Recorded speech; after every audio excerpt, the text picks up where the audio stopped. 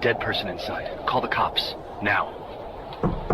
In May of 2016, thru-hiker Ian Crombie was stumbling through the snow in northern New Mexico on the Continental Divide Trail, or CDT for short. He was hiking northbound, and he was very early in the season. So early, in fact, that he was about to make an important discovery and solve a mystery that had dumbfounded the New Mexico authorities since the previous winter. He found his way into a remote U.S. Forest Service campground, and he was probably looking forward to some of the luxuries it provided over a normal backcountry campsite, like a vault toilet, for instance. But unfortunately for him, he would not be able to use this toilet because what he found scratched into the door probably sent chills up his spine. It read, "Dead CDT hiker inside, call cops, not a joke." And as fate would have it, the man inside the bathroom was named Steven Olshansky, and he also went by the trail name Otter. This is the story of how Otter lived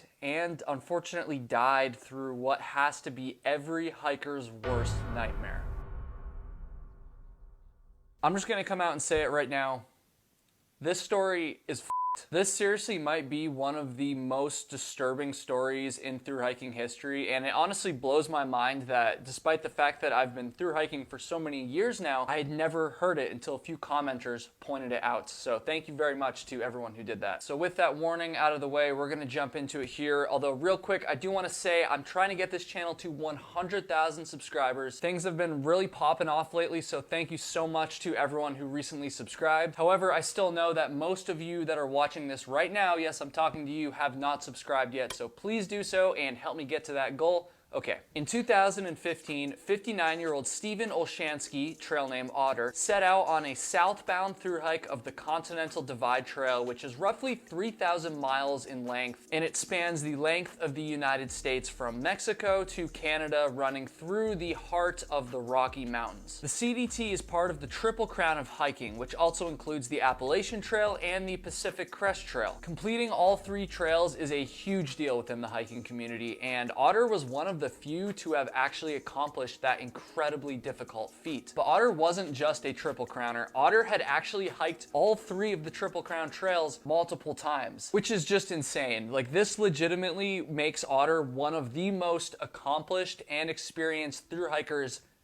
in history. He was clearly not just some schmuck who didn't know what he was doing, went out on a hike and died as a result. No, Otter had way more experience than probably anyone who will watch this video. By mid-November 2015, Otter was about to cross the Colorado/New Mexico border and enter the final state of his thru-hike. He also must have known that the timing of his thru-hike was really pushing it. By November, it's not uncommon at all to have severe snowstorms in the mountains in southern Colorado and northern New Mexico. Now, I haven't hiked the CDT, but I do know that by this time of year, mid-November, it's pretty rare for thru-hikers to still be that far north on the trail. It's reported that Otter spent a few days at the home of some trail angels, Ben and Jill Whitting, in Chama, New Mexico, where they actually discussed some impending snowstorms, and Otter even tested out some new winter gear while he was staying with them in town. Now, I wasn't there, obviously, I never knew Otter, but it does seem to me, from all the information I was able to gather, that Otter knew it was definitely possible the weather could get dicey when he hiked out of Chama. And despite this, he decided to hike out anyways. On November 14th, 2015, he was dropped off at Cumbers Pass in Colorado. This would be the last time that he was ever seen alive. The day that he left Cumbers Pass, Otter realized that he was in big trouble. At the time, he was keeping a journal, and he was also recording periodic videos on his cell phone to upload to YouTube. In his journal and to his camera, Otter explained how the snowy conditions had been much more severe than he was expecting, and his body was having a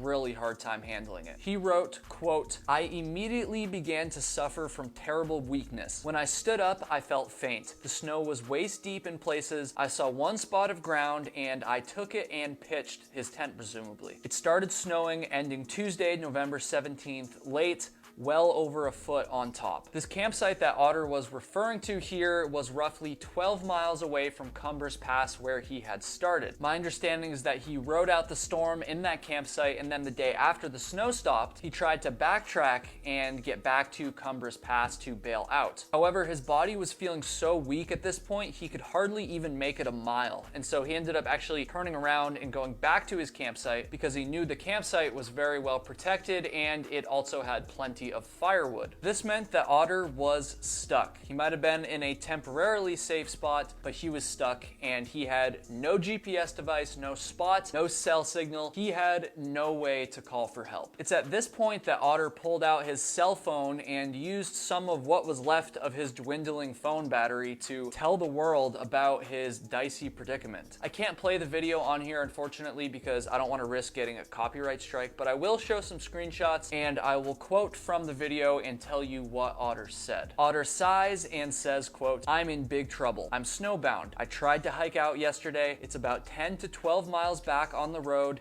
and I can't make it." Now, by this point, I'm sure there's a lot of you wondering, how is it that a man with such vast experience made the decision to hike out when the conditions were so bad and so dangerous? I can't answer that question for sure, but I can tell you in the next part of Otter's video, he clearly regrets his decision and he owns up to it.